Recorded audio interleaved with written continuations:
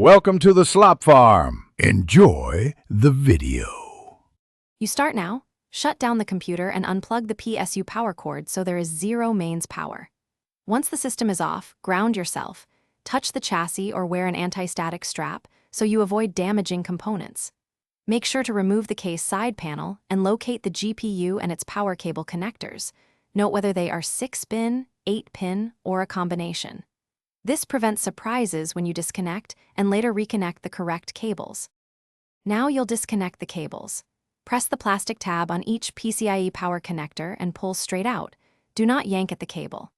Once power is removed, use the correct screwdriver to remove the retention screw or screws holding the GPU bracket to the case.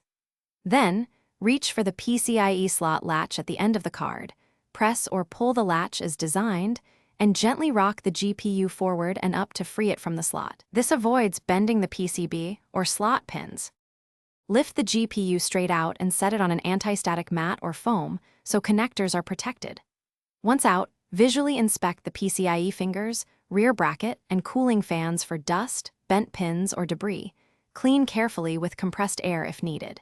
If you plan to leave the system without the card, reinstall the bracket screws or a blanking plate and boot using integrated graphics to verify system stability.